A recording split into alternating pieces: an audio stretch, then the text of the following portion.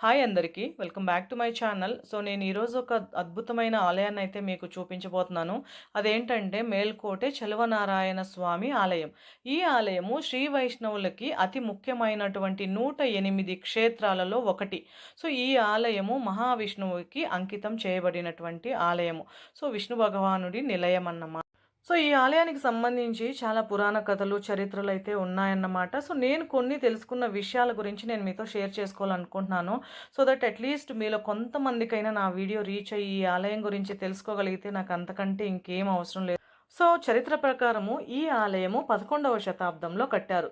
క్రీస్తు శకం 1104లో ఈ ఆలయ నిర్మాణం అయితే పూర్తయిందని చరిత్ర చెబుతుంది.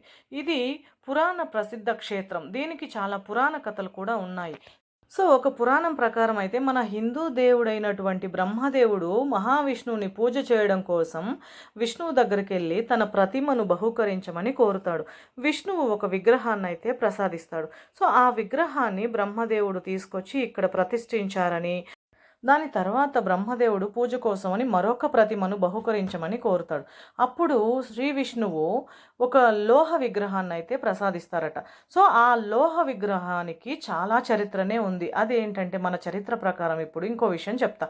ఆ లోహ విగ్రహాన్ని మనం ఉత్సవమూర్తి అని కూడా అంటాము. ఆ ఉత్సవమూర్తి కొన్ని శతాబ్దాల పాటు, దశాబ్దాలు కాదు శతాబ్దాల పాటు, అంటే కొన్ని వందల సంవత్సరాల పాటు ఆ లోహ విగ్రహం ఏదైతే ఉందో అది దొంగిలించబడిందట. ఆ లోహ విగ్రహాన్ని రామప్రియ విగ్రహం అంటారు. అంటే ప్రజెంట్ ఉన్నటువంటి ఉత్సవమూర్తి.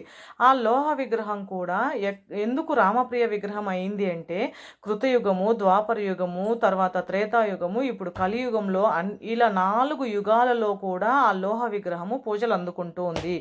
కృతయుగంలో రాముడి చేత ఎంతో ప్రియంగా పూజలు అందుకున్న ఈ విగ్రహానికి రామప్రియ విగ్రహం అని పేరు. ఇప్పుడు ఇది ఒక ఒక పౌరాణిక ఘట్టం. ఈ ఘట్టాన్ని పక్కన పెడితే ఇంకొక పురాణం ప్రకారం తీసుకుంటే హోయసల రాజులు శ్రీ రామానుజాచార్యుల వారిని రాజగురువుగా నియమిస్తారు. రాజగురువుగా నియమించబడినటువంటి రామానుజాచార్యుల వారు ప్రస్తుత తమిళనాడుకు చెందినటువంటి శ్రీ వైష్ణవ సాధువు. ఆయనకి ఒకరోజు కలలో శ్రీ మహావిష్ణువు కనిపించి మేల్కోటకు వెళ్ళాలని ఆదేశిస్తాడట. అప్పుడు రామానుజాచార్యుల వారు మేల్కోటకు వెళ్ళి అక్కడున్న పవిత్ర భూమిని, దేవుడి విగ్రహాన్ని కనుగొంటారు. ఆ దేవుడి విగ్రహానికి 3 రోజుల పాటు పూజలు చేసి, కుంభాభిషేకం చేసి తమిళ వేదాలను పఠించాడని చెప్పి చరిత్ర చెబుతుంది. ఇంకొక పురాణం ప్రకారం ఏంటంటే ఈ లోహ విగ్రహము కొన్ని శతాబ్దాల పాటు దొంగిలించబడిందని, ఆ లోహ విగ్రహాన్ని వెతుక్కుంటూ శ్రీ రామానుజాచార్యుల వారు ఢిల్లీకి ప్రయాణమవుతారు. అక్కడ ఢిల్లీ సుల్తాను తను దొంగిలించినటువంటి అన్ని విగ్రహాల యొక్క ఖజానాను రామానుజాచార్యుల వారికి చూపిస్తారు. రామానుజాచార్యుల వారు ఖజానాలో వెతకగా తనకి ఈ రామప్రియ విగ్రహము కనిపించదు. మరుసటి రోజు ఢిల్లీ సుల్తాన్ యువరాణి రామప్రియ విగ్రహంతో ఆడుకుంటూ ఉండడం గమనించి చలువా పిల్లే అని పిలుస్తారట ఎంతో ప్రేమగా. చలువా పిల్లే అంటే ప్రియమైన కుమారుడా అని. అలా పిలవగానే విగ్రహము రామానుజాచార్యుల వద్దకు నడుచుకుంటూ వస్తుందట. కానీ యువరానికి ఎంతో ఇష్టమైనటువంటి విగ్రహాన్ని వదులుకోలేక ఆ విగ్రహాన్ని అనుసరిస్తూ వెనకాలే వెళ్తుందట. అలా వెళ్తూ వెళ్తూ భక్తితో ఆమె ఆ విగ్రహంతో లీనమైపోతుంది.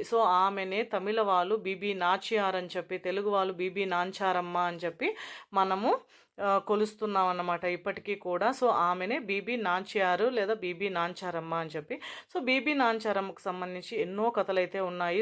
ఇదే సేమ్ ఇలాంటి ఒక స్టోరీ శ్రీరంగంలో రంగనాథ స్వామికి సంబంధించి కూడా ఉందన్నమాట. శ్రీరంగంలో కూడా ఇలాగే ఒక లోహ విగ్రహాన్ని అయితే ఢిల్లీ సుల్తాన్ తీసుకెళ్ళిపోతాడని చెప్పి ఆమెనే స్వయంగా ఢిల్లీకి వెళ్ళి స్వామి విగ్రహాన్ని తీసుకొస్తుందని చెప్పి ఆ విధంగా ఆమెకి ఆ విగ్రహం మీద ఉన్న ప్రేమతో రంగనాథ స్వామి ఆమెను వివాహం ఆడారని ఇలా రకరకాల కథనాలు అయితే బీబీ నాచ్యారమ్మకు సంబంధించి ఉన్నాయన్నమాట. ఇక కొన్ని విషయాలనైతే క్షుణ్ణంగా పరిశీలిస్తే రామానుజాచార్యుల వారు 11 మరియు 12వ శతాబ్దం మధ్య కాలంలో జీవించారు. కానీ ఈ లోహ విగ్రహం గురించి మనం మాట్లాడుకుంటున్నాం కదా, ఈ రామప్రియ విగ్రహం అని చెప్పి ప్రజెంట్ ఇక్కడ ఉన్నటువంటి ఉత్సవమూర్తి. ఈ ఉత్సవమూర్తి ఏదైతే ఉందో అది ఆల్మోస్ట్ అన్ని యుగాలలో కూడా పూజలు అందుకుంది. సో, నేనిప్పుడు చెప్పినటువంటి ఈ పురాణ కథలు, చరిత్ర కథలు వీటన్నింటిని ఒక పక్కన పెడదాం. సో, ఇప్పుడు నేను చెప్పబోయే ఈ పౌరాణిక ఘట్టం మాత్రం విన్నారంటే అసలు గూస్ బంప్స్ అనమాట. నేను ఈ స్టోరీ తెలుసుకున్న తర్వాత 1 వీక్ వరకు కూడా నాకు మదిలో అదే మెదులుతూ ఉండేది. అదేంటో తెలుసా? ఈ క్షేత్రంలో ఉన్నటువంటి ప్రధాన దేవుడికి సంబంధించి 3 కిరీటాలైతే ఉన్నాయి. రాజముడి, కృష్ణరాజముడి, వైరముడి అని చెప్పి. ఇక్కడ వైరముడి అని చెప్పేసి ఒక జాతర అయితే జరుగుతుంది. అసలు ఇసకేస్తే కింద పడనంత జనం అన్నమాట. ఆల్మోస్ట్ 4-5 లక్షల జనాలైతే ఈ ఉత్సవానికొస్తారు. శ్రీ వైష్ణవులకు సంబంధించి అతి ముఖ్యమైన పండుగలలో ఇది ఒకటన్నమాట. యాక్చువల్‌గా కర్ణాటకలో ఉన్నటువంటి అతి ముఖ్యమైన ఆలయాల్లో ఈ మేల్కోటె చలువనారాయణ స్వామి ఆలయం కూడా ఒకటి. సో, ఇప్పుడు నేను ఆ ప్రధాన దేవుడికి సంబంధించి ఇక్కడ 3 కిరీటాల గురించి చెప్పాను గదా! రాజముడి, కృష్ణరాజముడి, వైరముడి అని చెప్పి. సో, ఇవి కిరీటాల పేర్లన్నమాట. సో, రాజముడి, కృష్ణరాజముడి అనేది అత్యంత విలువైన ఆభరణాలతో చేయించినటువంటి కిరీటాలు. అది మైసూర్ వడయార్ రాజులు సమర్పించినటువంటి కిరీటాలు 2. సో, ఒకటి రాజముడి, ఇంకొకటి కృష్ణరాజముడి. అంటే ఏ రాజైతే సమర్పించాడో ఆ రాజు పేరు మీదుగా 2 కిరీటాలైతే అవి రాజులు మైసూర్ వడియార్ రాజులు సమర్పించినటువంటి బహు విలువైనటువంటి కిరీటాలు. ఇకపోతే ఇంకొకటి ఉంది కదా వైరముడి అని చెప్పేసి, అది వజ్ర వైడూర్యాలతో చేసినటువంటి కిరీటం. సో, ఇప్పుడు నేను మీకు చెప్పాను ఏమని, రాజముడి, కృష్ణరాజముడి వచ్చి మైసూర్ రాజులు ప్రదానం చేసినటువంటి కిరీటాలు అని చెప్పి. సో, మైసూర్ వడియార్ రాజులు బహుకరించినటువంటి ఆ 2 కిరీటాలకు సంబంధించిన డీటెయిల్సు, డేట్స్‌తో సహా క్రిస్టల్ క్లియర్‌గా మనకి హిస్టరీ అయితే చెప్తుంది. కానీ వైరముడికి సంబంధించిన ఎలాంటి డీటెయిల్సు మనకు దొరకలేదు. సో, ఎలాంటి ఆ కిరీటాన్ని ఎవరు ప్రెజెంట్ చేశారు? ఈ ఆలయానికి ఆ కిరీటం ఎప్పుడు చేరింది? ఇలాంటి విషయాలకు సంబంధించి ఆ వైరముడికి సంబంధించి ఎలాంటి ఒక క్లూ కానీ, ఆధారం కానీ, హిస్టరీ కానీ లేదు. కానీ ఆ వైరముడికి సంబంధించి ఒక పురాణ కథ అయితే ఉంది. ఆ కథ విన్న తరువాత నాకసలు ఎంత ఆశ్చర్యం వేసిందంటే, నిజమా అన్నట్లుగా అనిపించింది. నాకనిపించిన డౌట్ మీకు కూడా అనిపించొచ్చు. కానీ ఆ పురాణ కథ విన్న తరువాత మీలో ఏం డౌట్స్ కలుగుతాయో అది మీరు తర్వాత ఆలోచించుకోండి. సో, ఫస్ట్ అయితే ఆ స్టోరీ ఏంటో చెప్తా వినండి.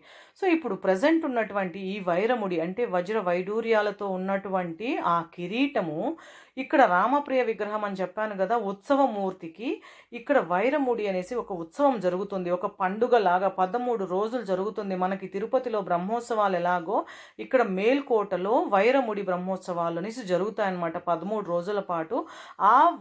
ఆ బ్రహ్మోత్సవాలలో మాత్రమే ఆ వైరముడిని లోహ విగ్రహానికి ఆ ఉత్సవమూర్తికి వేసి ఆ ఊరేగింపు అయితే చేస్తారు. సో, ఇంతవరకు అంతా బానే ఉంది. కానీ 2 కిరీటాలకు సంబంధించిన డీటెయిల్స్ మన దగ్గర ఉన్నాయి. ఏ రాజులు బహూకరించారంటే మైసూర్ వడియార్ రాజులని సింపుల్‌గా చెప్పేయొచ్చు. సరే, ఇప్పుడు మూడవ కిరీటమైనటువంటి వైరముడి, వజ్ర వైడూర్యాలతో పొదగబడినటువంటి ఆ వైరముడి ఎవరిచ్చారు? ఏ రాజు బహూకరించారు? అంటే ఏ రాజు బహూకరించలేదు. అది సాక్షాత్తు విష్ణు భగవానుడిది. సో, దీనికి సంబంధించిన స్టోరీ ఏంటంటే, క్షీరసాగరంలో విష్ణువు నిద్రిస్తున్న సమయంలో రాక్షస రాజు అయినటువంటి విరోచనుడు, అంటే ప్రహ్లాదుడి కొడుకైనటువంటి విరోచనుడు విష్ణువు నిద్రిస్తున్న సమయం చూసి కిరీటాన్ని దొంగిలించుకుని పాతాళ లోకానికి పారిపోతాడు. సో, అప్పుడు భక్తుల కోరిక మేరకు గరుడు పాతాళ లోకానికి వెళ్ళి రాక్షసరాజుతో యుద్ధం చేసి ఆ కిరీటాన్ని తిరిగి తీసుకొస్తూ ఉంటాడు. తిరిగి తీసుకొస్తున్న మార్గ మధ్యమంలో ఏమవుతుందంటే ఆ కిరీటంలో నుంచి ఒక నీలిరంగు మణి కింద పడిపోతుంది. అది కూడా ఎక్కడ పడుతుందంటే తంజావూరులోని నాచియార్ అమ్మన్ కోయిల్, ఆ కోయిల్కి సమీపంలో పడిపోతుందట. సో, ఆ మణి పడిన చోట నీటి ప్రవాహంగా మారి అది ఇప్పటికీ కూడా మణిముత్తారు అనే పేరుతో తంజావూరులో ప్రవహిస్తూ ఉంది. సో, ఈ కిరీటం తరువాత కృష్ణుడు తానే స్వయంగా తీసుకొచ్చి ఈ మేల్కోటె ఆలయంలోని ప్రధాన దేవుడికి సమర్పించాడట. సో, అంత పెద్ద స్టోరీ ఉన్నటువంటి ఈ వైరముడి ఉత్సవాలు చూడడానికి 2 కళ్ళు సరిపోవన్నమాట. సో, ఇప్పుడు ఈ వైరముడి ఎప్పుడూ కూడా మండ్య యంత్రాంగమైనటువంటి మండ్య ఖజానాలో దాచిపెట్టబడి ఉంటుంది. ఈ వైరముడి బ్రహ్మోత్సవాలలో మాత్రమే ఆ వైరముడిని భారీ బందోబస్తు, గొప్ప భద్రతా చర్యల మధ్య ఆ వైరముడి కిరీటాన్ని తీసుకొచ్చి దేవుడికి అలంకరించి సాయంత్రం పూట మాత్రం ఊరేగిస్తారన్నమాట. సో, ఈ కిరీటాన్ని పగటిపూట బహిర్గతం చేయకూడదనే ఒక నియమం కూడా ఉంది. ఎందుకంటే ఎంతో విలువైన అద్భుతమైన వజ్ర వైడూర్యాలతో కూడినటువంటి ఈ కిరీటాన్ని సూర్యకిరణాలు తాకితే అది మరింత ప్రకాశమానంగా వెలుగొందుతూ ఆ కిరీటాన్ని చూసి తట్టుకునే శక్తి మన కళ్ళకు ఉండదట. అందుకని చెప్పి సాయంత్రం పూట మాత్రమే ఊరేగింపులో మనకు ఆ కిరీటాన్ని చూసే అవకాశం దొరుకుతుంది. సో, ఈ కిరీటానికి సంబంధించి ఇంకో ఇంపార్టెంట్ విషయం ఏంటి అంటే ఈ కిరీటాన్ని ఒక రోజు ముందు, అంటే వైరముడి ఉత్సవాలు ప్రారంభం కావడానికి ఒక రోజు ముందు మండ్య ఖజానా నుంచి తీసుకువచ్చి ఒక పేటికలో పట్టు వస్త్రాల మధ్యలో దాచిపెడతారన్నమాట. దాని తరువాత ప్రధాన అర్చకులు కూడా తన నగ్న కళ్ళతో ఆ కిరీటాన్ని చూడకూడదు. సో, దేవుడికి సమర్పించే టైంలో కూడా ప్రధాన పూజారి తన కళ్ళను పట్టు వస్త్రాలతో కప్పుకొని తర్వాత మాత్రమే దేవుడికి ఆ కిరీటాన్ని సమర్పిస్తారట. సో, ఇంత గొప్ప చరిత్ర ఉన్నటువంటి పురాణ ప్రసిద్ధ క్షేత్రం మేల్కోటె చలువనారాయణ స్వామి ఆలయం. సో, ఈ ఆలయానికి దగ్గరలోనే ఒక పెద్ద కళ్యాణి ఉంది. ఆ కళ్యాణిలో 4 బావులు ఉన్నాయట. చాలా పెద్ద పెద్ద బావులు. దాని తర్వాత కళ్యాణి నుంచి కొంచెం ముందుకెళ్తే యోగ నరసింహస్వామి ఆలయం అయితే ఉంది. ఇప్పుడు ప్రెజెంట్ మేము అక్కడికే బయలుదేరాము. ఇదొచ్చి ఒక 800-900 స్టెప్స్ అయితే ఉంటాయి. మెట్లెక్కి పైన వెళ్ళాలన్నమాట కొండపైనకి. సో, యోగ నరసింహస్వామి ఆలయం అది కూడా ఒక అద్భుతమే. సో, దానికి సంబంధించిన చరిత్ర ఏంటో కూడా నేను నెక్స్ట్ వ్లాగ్లో అప్లోడ్ చేస్తాను. సో, ఈ వ్లాగ్ని ఇంతటితో ఎండ్ చేస్తున్నాను అన్నమాట. సో, ఇక్కడ నుంచి చాలా ప్లేసెస్ అయితే మీరు విజిట్ చేయడానికైతే ఉంటుంది. సో, అవన్నీ కూడా నేను 1 by 1 అప్లోడ్ చేస్తాను. వీడియో అయితే నచ్చిందనే అనుకుంటున్నాను. నచ్చినట్లయితే please like, share and subscribe the channel.